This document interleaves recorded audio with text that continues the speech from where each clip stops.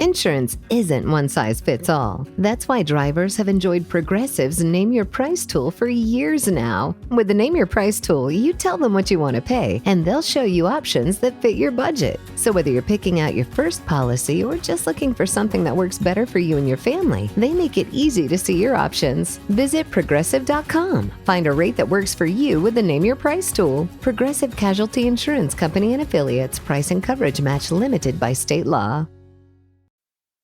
This episode is brought to you by Indeed. Stop waiting around for the perfect candidate. Instead, use Indeed sponsored jobs to find the right people with the right skills fast.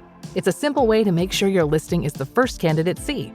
According to Indeed data, sponsored jobs have 4 times more applicants than non-sponsored jobs. So go build your dream team today with Indeed. Get a $75 sponsored job credit at Indeed.com/podcast. Terms and conditions apply.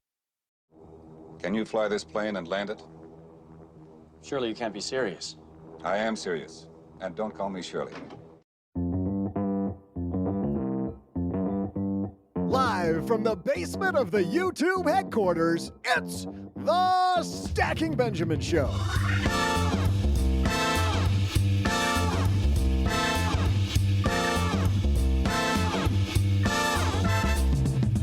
I'm Joe's mom's neighbor, Doug, and don't you think it's time you got intentional about your life?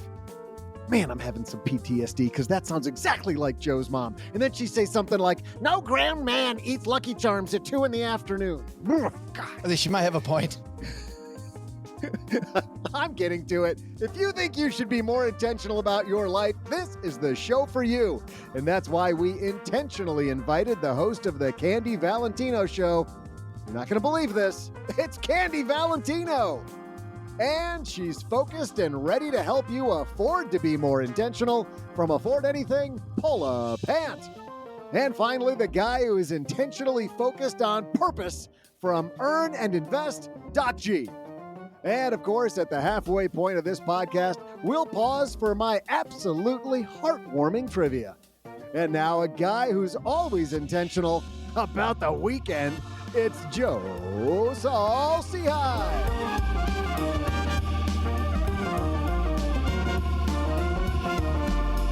Hey there, stackers, and happy Friday to you. Sit back and relax because we're going to intentionally have an hour of fun getting intentional about your lives. Let's dive into our crew that we've got here with us today. We'll have our special guest go last. Let's start off with the gentleman behind our brother podcast, Earn and Invest, Mr. Jordan Grummett, a.k.a. Doc G's here. How are you, man? I am good, and this is right in my alley here, talking about intention and purpose. Boy, I'm excited about this one. I know, it's funny. I thought of our special guest first, because this is a big part of her book on this topic.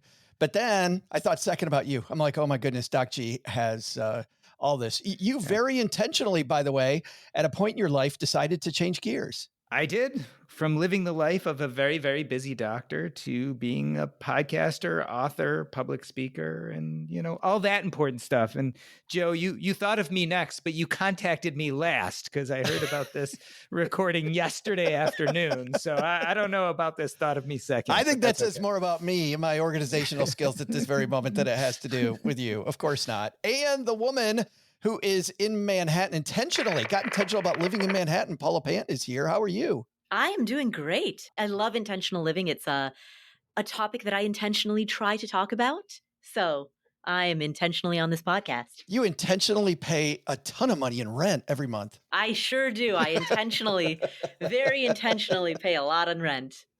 And the woman who brought this topic to my attention with her new book called The 9% Edge, Candy Valentino's back. How are you? I'm great. Thanks so much for having me back.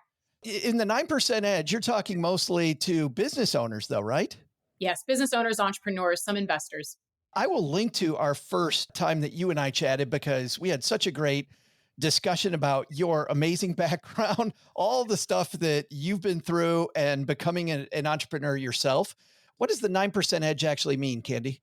So 91% of all businesses fail in their first 10 years. And so we did the largest research study. I took 18 months and looked at 2,000 businesses and 17,000 entrepreneurs to find out why.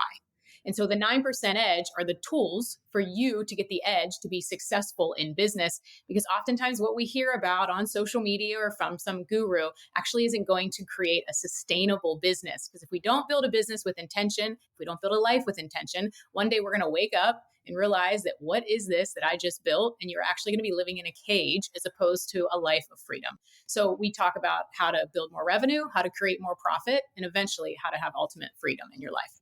Do you remember when you first got intentional about your life and where you were headed? Yeah, I was 19.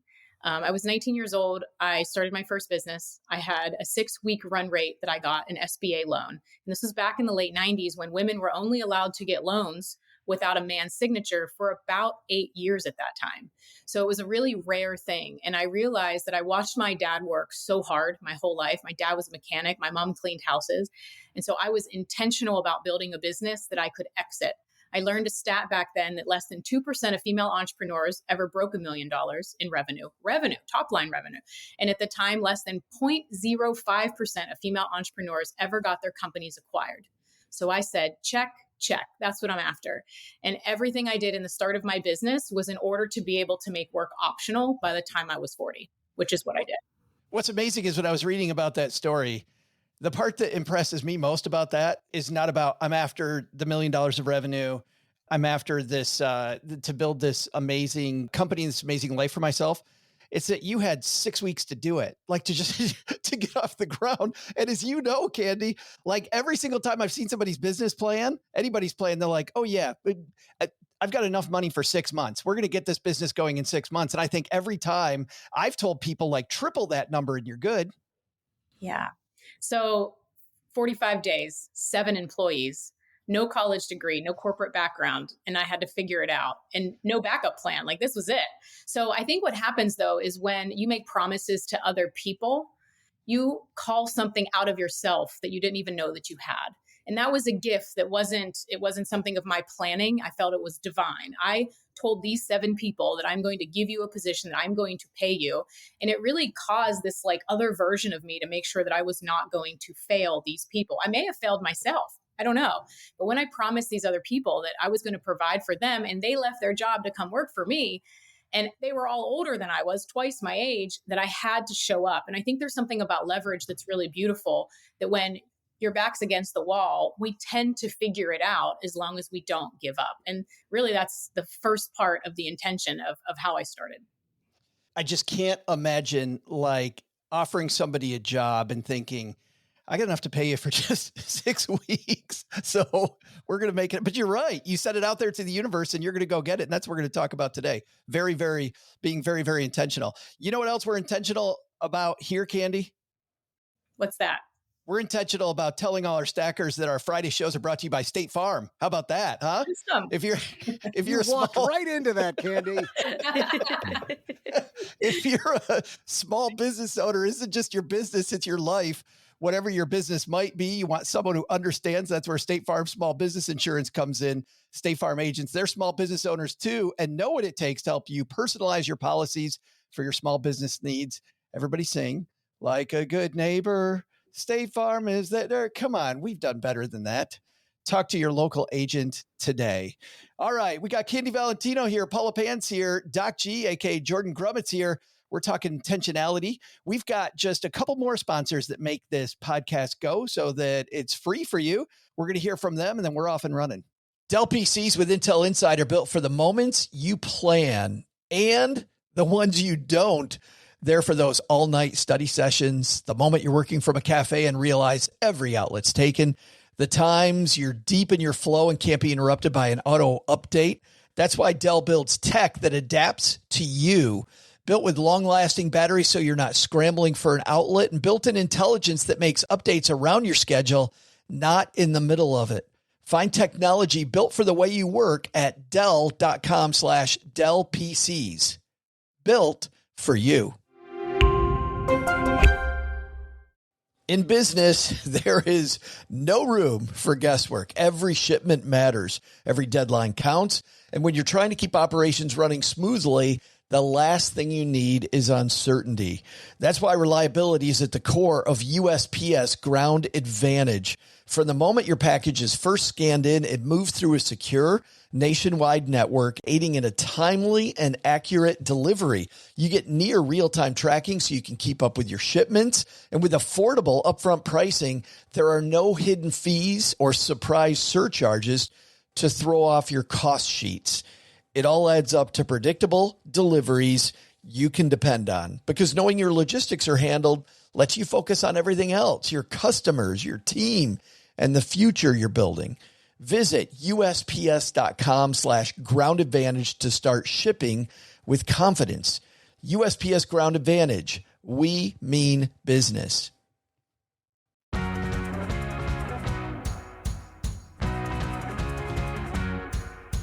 Well, the inspiration for today's show was Candy Valentino coming on to join us. But our piece that I really want to focus on comes to us from PsychCentral.com. And it's all about just living with intention, because whether you're an entrepreneur or you're working for, quote, the man, it doesn't matter. Really, an intentional life, I would think, is a better life. Let's talk about the downside, though, of not being intentional, because I'm going to start with you, Doc. Because I feel like, on a day like today, just an average Friday, I'm washing the dishes, I'm doing the same stuff I do every day. I'm kind of on autopilot. Long term, what's the cost of not being intentional with our lives? Well, I think if we are not intentional with our lives, we don't really live our values. Because the way I think about it is we come to activities trying to bring ourselves. Who do we want to be? How do we want to be in this world?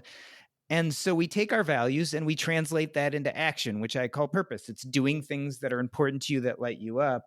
But intentions are like your North Star. It's the point of, I have these values and I'm going to do these actions, but your intentions tell you how you're going to carry out those actions. It's pretty much values in action. But Candy, I would bet, based on what Doc G said when he talks about turning values into action, I don't doubt that you agree with that. But what I do doubt is that more than, 10, 15% of our audience has actually looked hard at those values. It sounds easy. Why is it so hard for us to do this values-based approach to living? I think it's something that we've never been taught. Most of us probably 30s, maybe if you're lucky, 40s, you're like, what are even these values and what are my values? Like, people are in such a reactive state.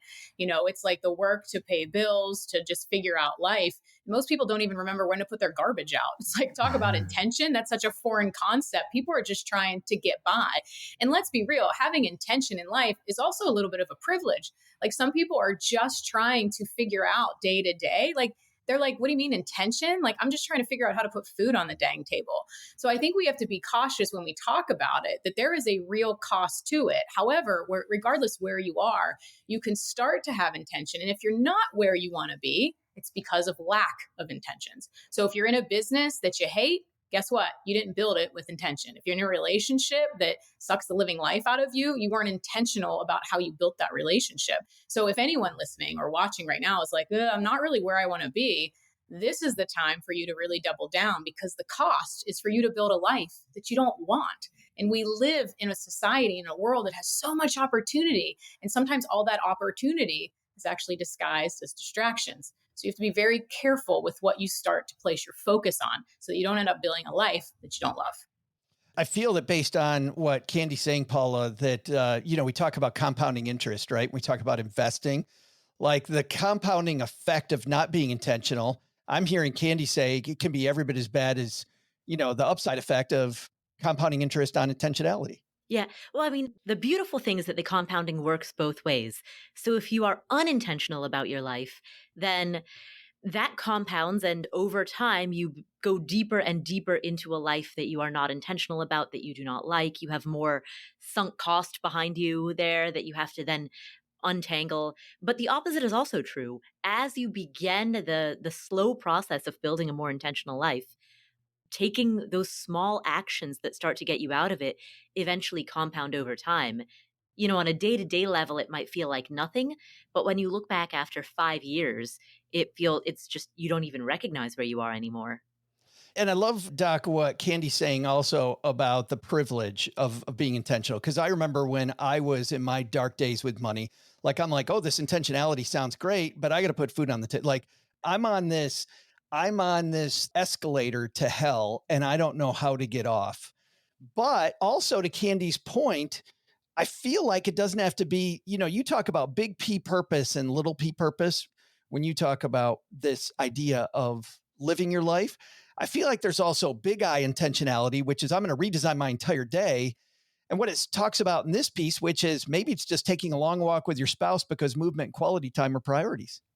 Yeah, I mean, I don't know. I think it's a little bit of a cop-out to say that being intentional is a privilege. I think anyone in any situation can be in touch with their values. And I think that once you're in touch with your values, intention is the way you carry out those values. I think people who are in a good economic situation can think about their values. I think a lot of people who are in poor economic situations also think about their values.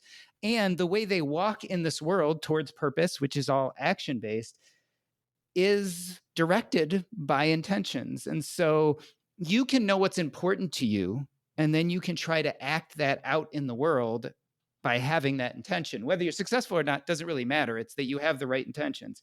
So I don't know if it's really a privilege per se. Well, then wait a minute. Then I'll ask you the same question I asked Candy. If you're right, then how come if people are so in touch with their values, how come so often we see people's values going one way and the things they do in their daily life going in a whole different direction?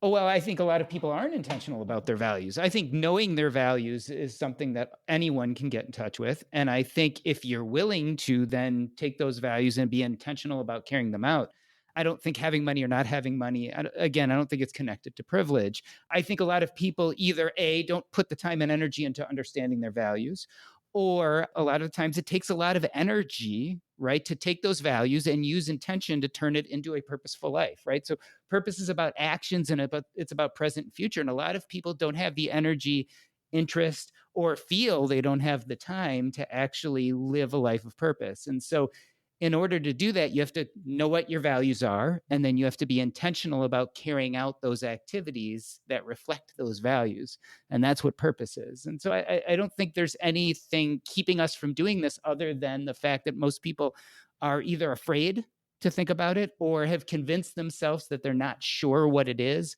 Or a lot of people have convinced themselves they don't have enough time or money, but often money has very little to do with values. And we know the Bureau of Labor Statistics does the American Time Study, and most people have 5 to 6 hours of free time a day, regardless of where you are socioeconomically. So I think it's all quite possible. I think it's hard. That's why people don't do it. It's actually hard to understand what your own values are and then be consistent and intentional about translating that into activities. Where's that 5 hours at? Like that 5 hours of free time at? Because like after I get done watching TikTok videos, I got no time.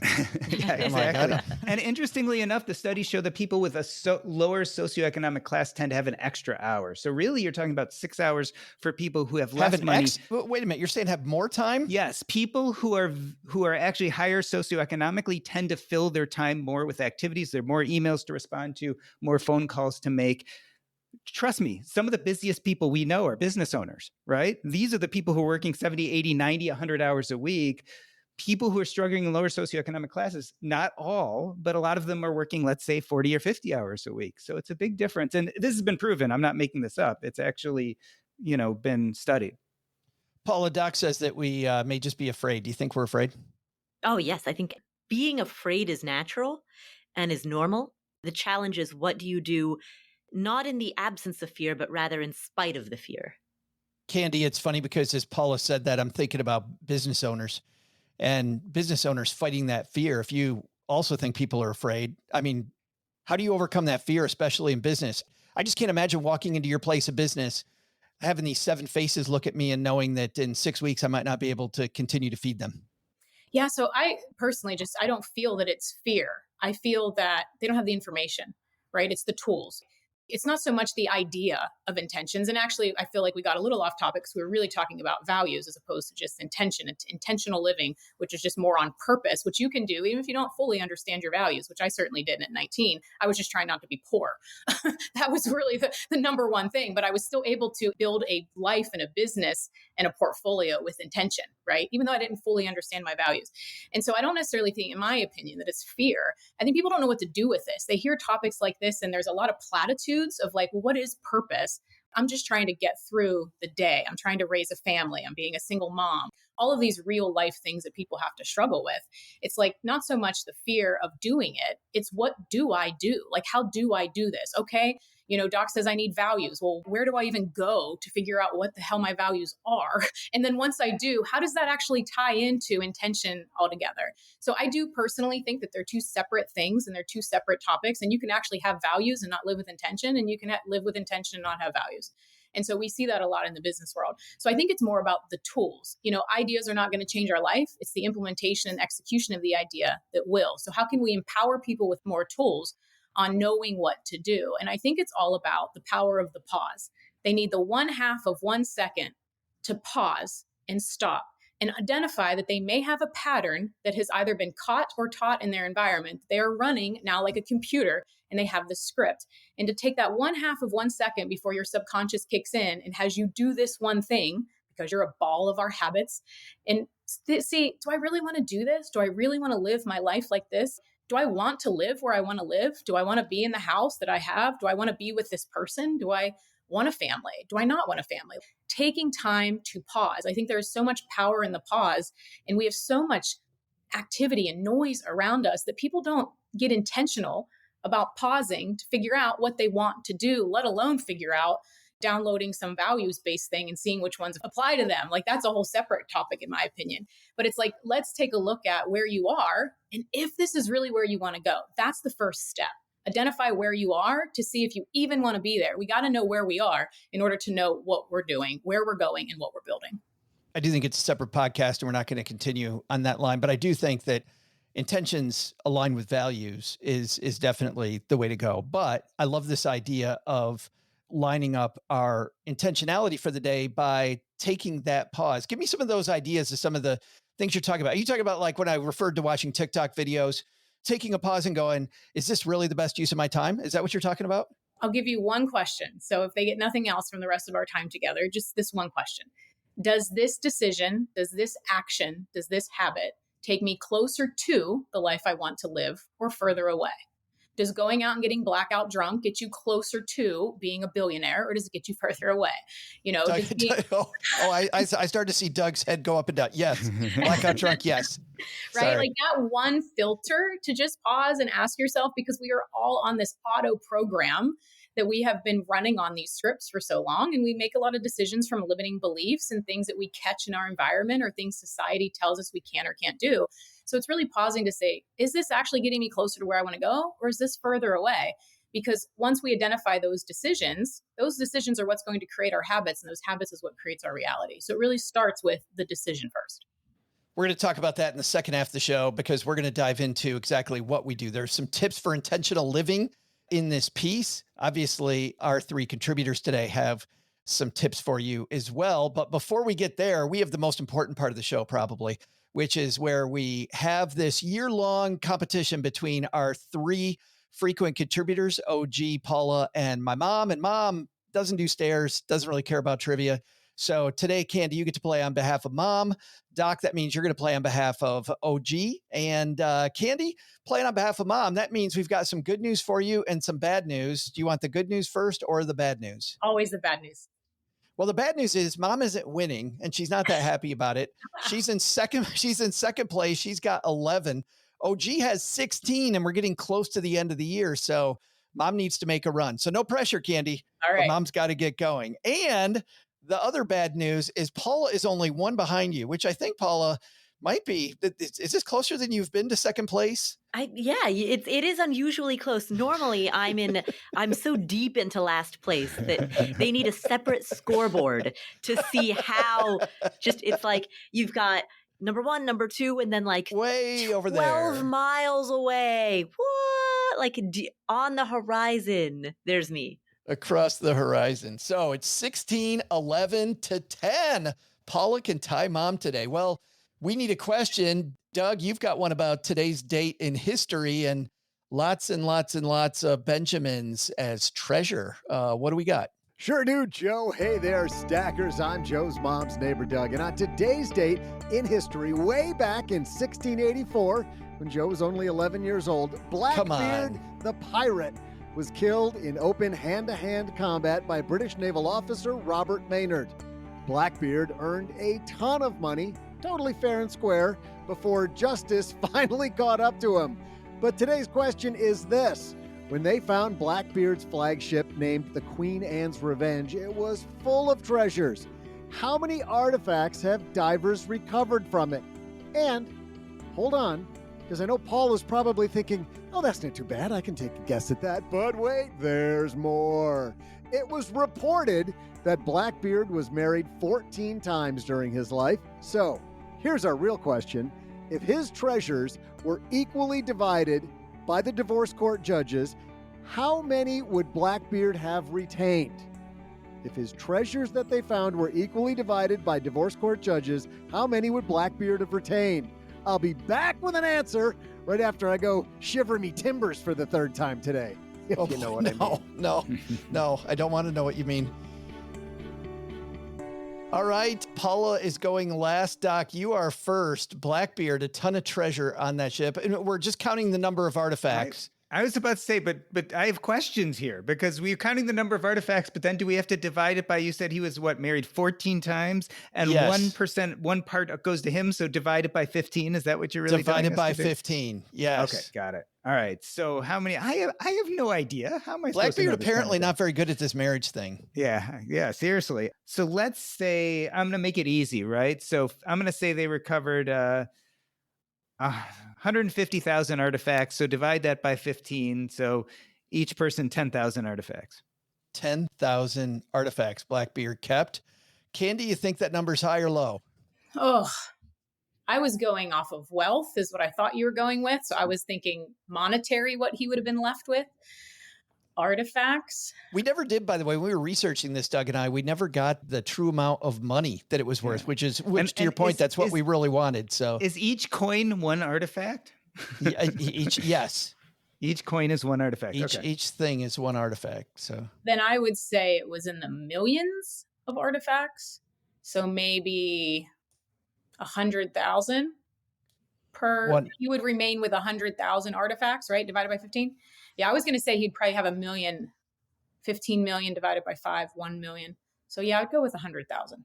100,000 artifacts he retains. Paula, you got a big delta there. Got 100,000 and 10,000. I'm helping Paula move into second place easily. That's my goal here. Why, thank you.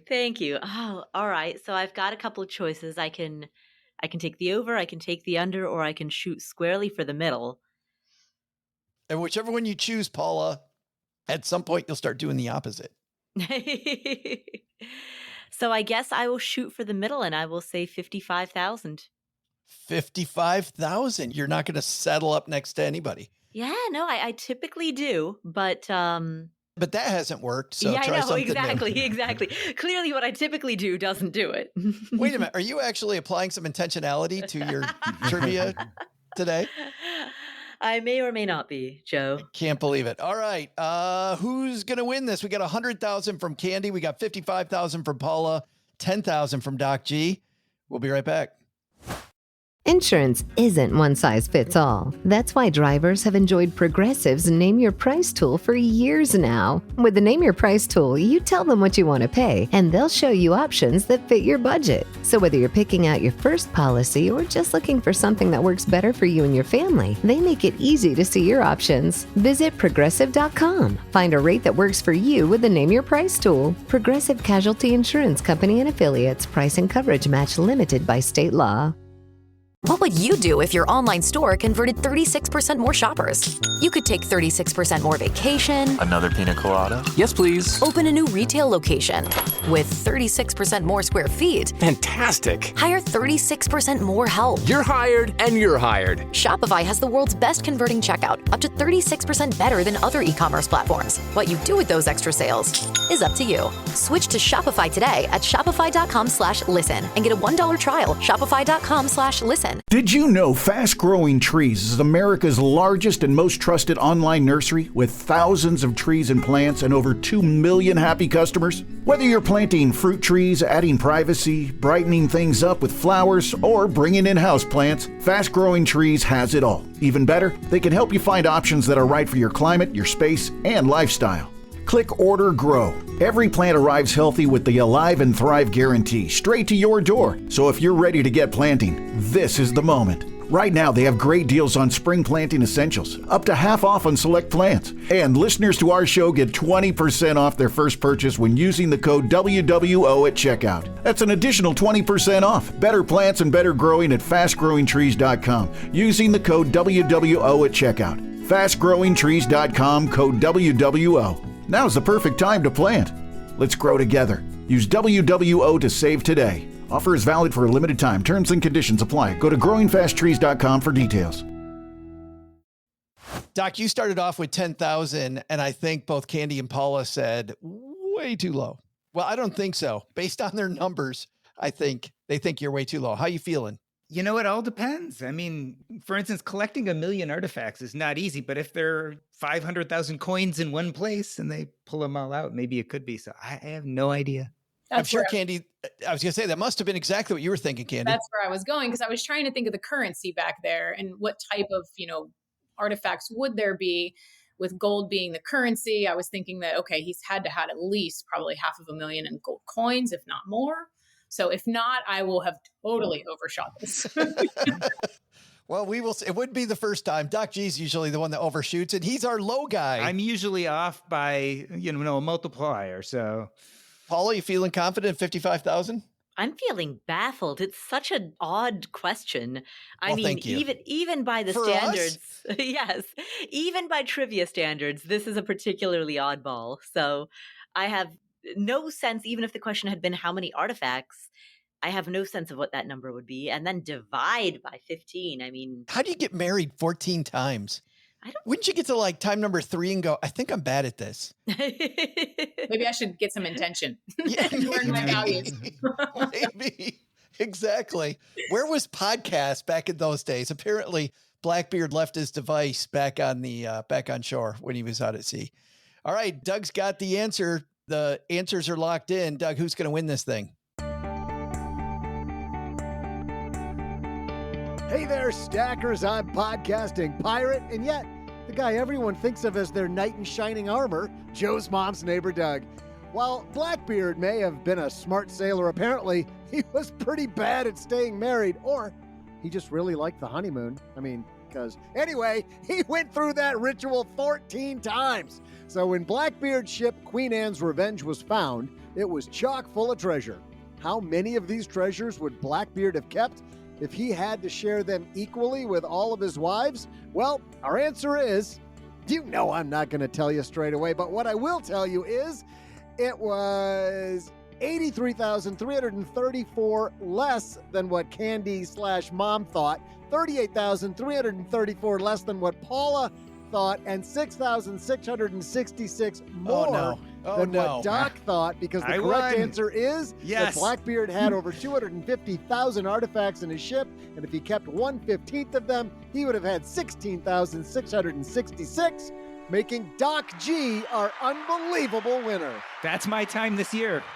That's my win for the year. You're supposed to throw it. You can't let OG get further ahead, Doc. What the hell are you doing? Unbelievable. Usually when you have me sub for OG, he's going down. I can't help it. Occasionally, like a clock is right twice a day, He obviously didn't have gold coins, so that To your point, when we were looking at this, a lot of Blackbeard's treasure never found. They said that there's still maybe somebody that's why you have, generally speaking, older men out combing beaches, right? With their weekend activity, their little thing, whatever. Metal detector. Thank you, metal detector. And their little thing. The thing with the round thing, and then the headphones. And the stuff. Wow, I'm good at forming sentences. I'm going to stop trying to form sentences and let you guys form sentences. Let's start to get tactical. Candy led off this tacticalness. Oh my goodness. Did I say that out loud? By saying, maybe we take a pause. I like that one. Paula, they've got some here at Psych Central. Number one is They say tune out the noise. What do you think about tune out the noise as a way to get more intentional? Well, okay, so I do think that with that tactic and with some of the other tactics that they outline in the article, they start to conflate mindfulness with intentionality. Those are distinct. So tune out the noise, be aware of your five senses. Those are mindfulness practices. And mindfulness is all about being in the present moment, which is great, but it's different than intentionality, which is all about having a clear North Star and knowing what value you hold above other competing values. Doc, you're nodding your head. Yeah, I mean, I think it's really hard because I think a lot of what this article talks about and a lot of what we've been talking about, actually, I don't think is intention. I think that's purpose. And so we're talking about what's your intention behind this doing and doing it intentionally. What you're really saying is doing this in the colloquial term purposefully. And purposefully in the colloquial, not the way I use it, but in the colloquial is kind of the reason why you're doing what you're doing. I don't agree with that. I think purpose is actually more about the actions we carry about in the present and future. But I think that's why this is a complicated conversation, because we're using intentionally sometimes as meaningfulness and sometimes as purposefulness. What I think intention is intent, which gets back to what Paula just said, is it's the North Star. So you have to have values that give you an intent, and then you intentionally carry out those values in action, which is what I call purpose. I know it's kind of confusing, but I think the word intentional, unfortunately, is very confusing. No, it totally is confusing. And Candy, I mean, let me pile on with Paula and Doc. The thing I don't like about tuning out the noise, it's a negative. How am I going to tune out the fact that there's advertising around me all day, that ADD is a real thing? There's all these opportunities to go off message. Like, I don't think focusing on the negative is truly a strategy. No, but I do think that we have to be realistic with the amount of distractions that there are. And if we are constantly allowing our distraction to be controlled by someone else, whether it's social media or email marketing or noise or the election or whatever may be going on, then we are not controlling our lives. So I look at it as maybe tune out the noise. Maybe we could say it a better way if we want to wordsmith it, like maybe get quiet with yourself, take time to really set aside. It's like you need to go monthly and quarterly and look at your business to see, what are you building? Are you intentionally building a business that you can exit, that is sustainable, that will carry you through, that you can optimize profit and create other additional cash flowing assets? Or are you creating a job? And so intent for me in the business world is we need to make sure that our actions align with what the goal is that we want to achieve. And oftentimes people don't even do that. So to me, that's intent, right? I want to make sure that my actions align with my goal. And then obviously the goal should have values. It should be a value-driven goal. I want to have time with my family, whatever. Now that's your value. But if we can just get people to live with intent, we can at least start the process to get them to identify what their values are. And so to me, that's where I see it a little bit differently. I think you just said what kind of we've been talking about, right? So you start with a value and you use intent to carry out actions. I just said it backwards. You said, well, we start with a goal, so we do actions to follow our values. But yeah, basically intention is the way we carry out our values in pursuit of purpose, which is actions. Well, I like too how Candy, you turn that to the positive. Like when you said get quiet, the thing I was thinking in my head was, I love the mantra to focus on one thing, right? I can't think about 50 different things. That's to me the noise. I got 50 things going on. I can't think about all those. I got to look at all those. I got to decide which one's going to make the impact. And the impact is based on the stuff that you said, right? Where's my business going? What's going to be the trigger that I pull that lends me the biggest, makes more of the dominoes fall? I really like the positive versus tune out the noise. I don't know what to do with tune out the noise. Further down, Paula, it talks about, I'm going to skip over identify your values. I think we beat that one. And then what do you think about this idea of set the morning intention? It needs to be contextualized. I mean, you can set an intention for a given day, but if that's not contextualized within the week, the month, the quarter, the year, then it's just floating. And oftentimes, if the intention that pops into your head in the morning is the immediate salient source of anxiety, which might be something that is urgent but potentially unimportant. But getting tactical here, the one part of my day that I know I'm going to control every day is that first thing in the morning. And I get to choose what I do first. I can go look at my email and then somebody else controls my day, or I get to focus. I mean, I do like the idea of first thing in the morning, I get to choose, Paula, if I'm getting tactical. Right. Certainly the earlier in the day something happens, the fewer like the less opportunity there is for other things to throw it off course. That being said, our energy peaks, it ebbs and flows throughout the day. There are certain times of day when we're better at socializing, and certain times of day that we're better at athletics, and certain times of day that we're better at clear thinking. And so there has to be some type of circadian body rhythm that's also taken into account when you're planning out your day. The morning isn't good for everything. No, absolutely. But I think then, Doc, like, again, if I'm being intentional, Paula talks about circadian rhythm. I go right to my calendar then. And I'm like, okay, afternoons when I get the sleepies, this is totally me, by the way. It's when I get the sleepies. So guess what? I'm going to be in meetings in the afternoon so I can fall asleep in front of people. No, I'm kidding.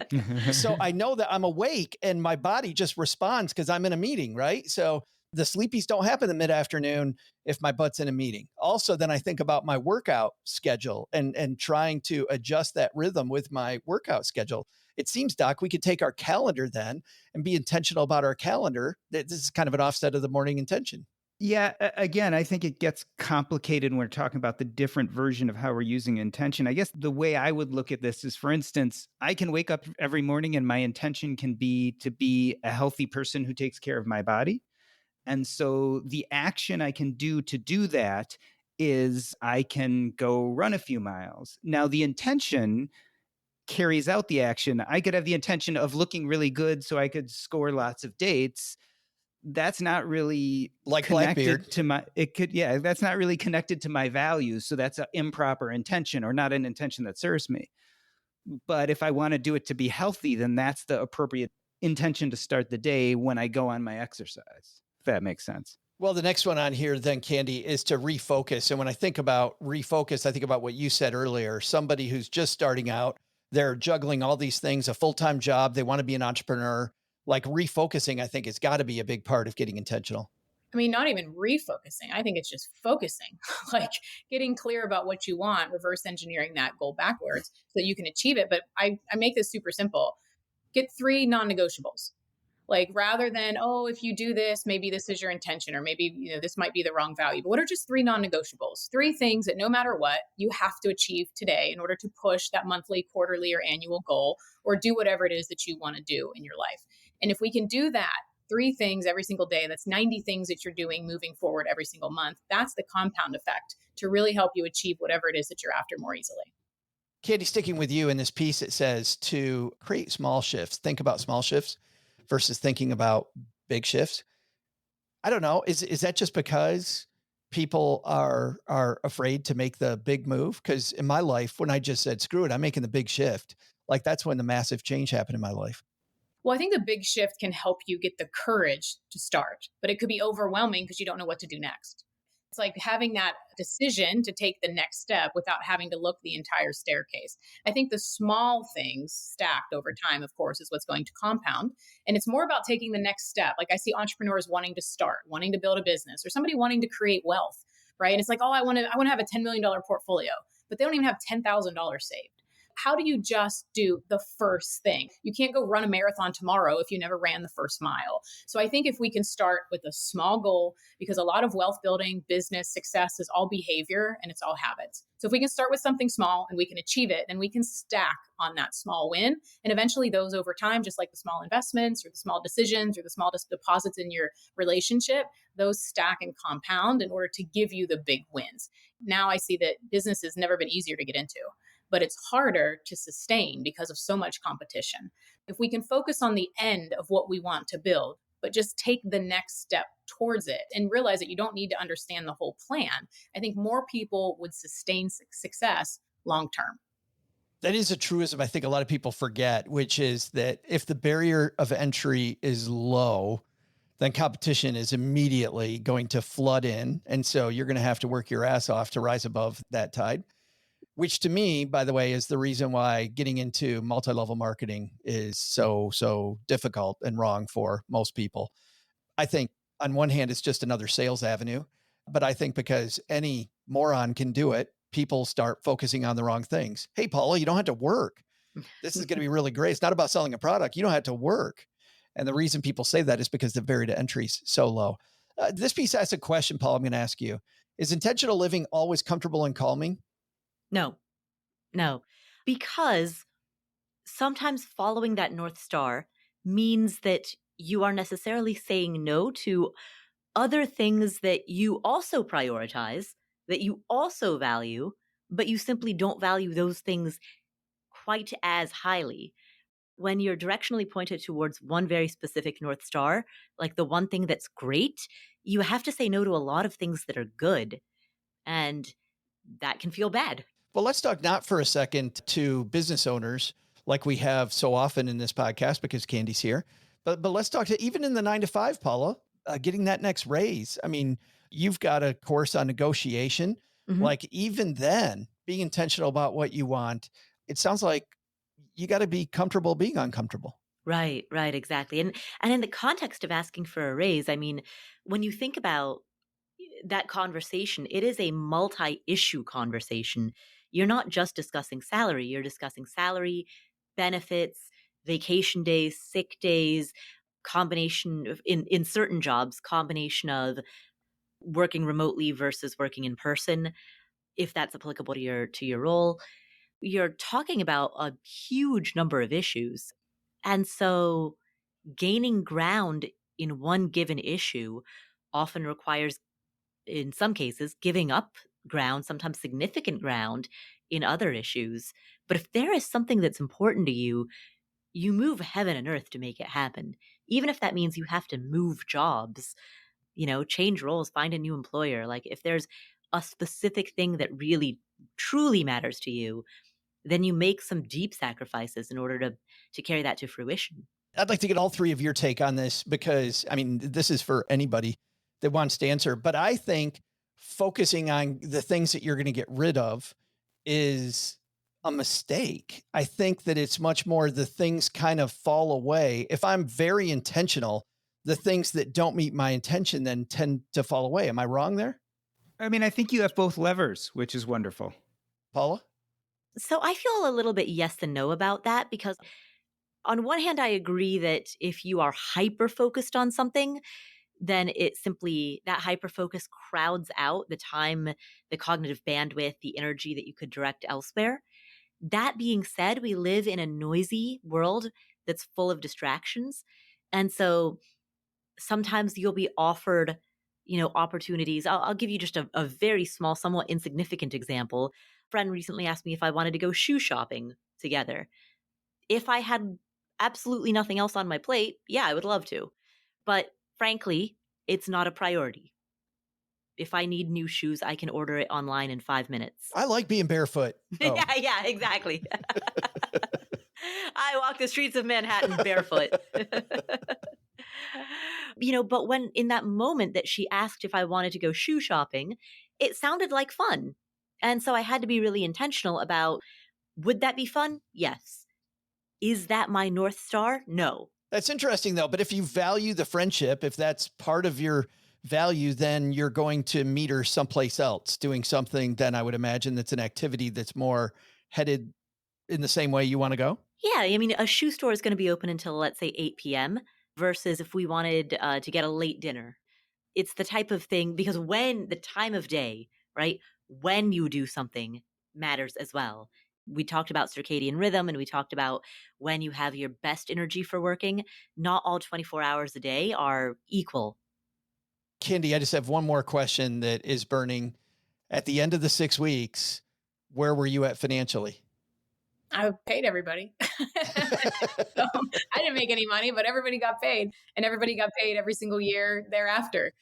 I tend to be a little bit more, I'm realizing that I'm a little more hardcore. I don't know if it's my background or the way I grew up or you. I never got that from you. No, I'm kidding. Because I look at it as you have to be willing to say no to things. No is not a bad word. No is not a negative. The ability to say no to things gives you the opportunity to say yes to so many other things. And I look at my own life, like having the ability and the discipline to say no to so many things when I was 19, 20, 21, 24. My friends were graduating college and partying and having fun, and I'm trying to figure out payroll or how to balance inventory or how to expand. And I said no to a lot of things. And maybe in the moment, the short-term gratification of it was difficult, but I was able to say yes to far more than I could ever imagine, to do things that I couldn't even imagine that, 19-year-old kid who grew up in a trailer with teenage parents ever had the ability to do, achieve, grow, or just give, contribute.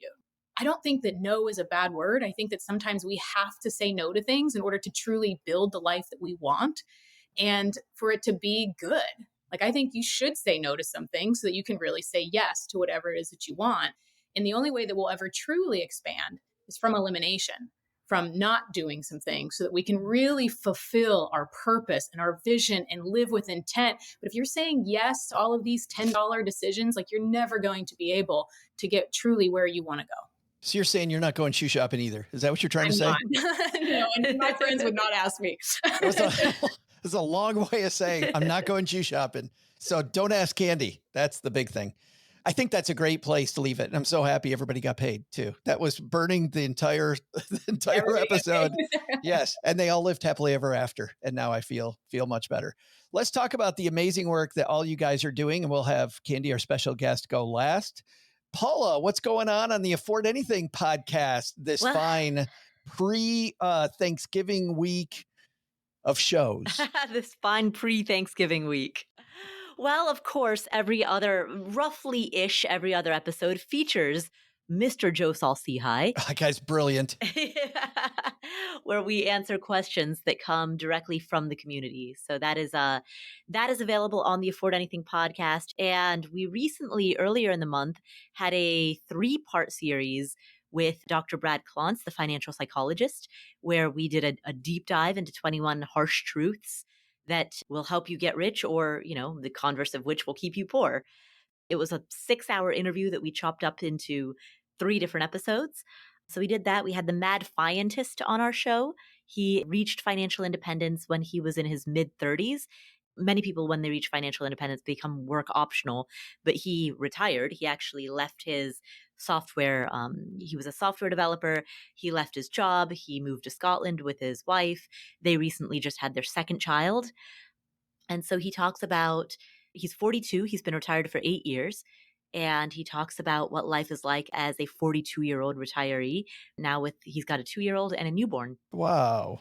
And making a whole different life than before, and one that he chooses to speak to intentionality.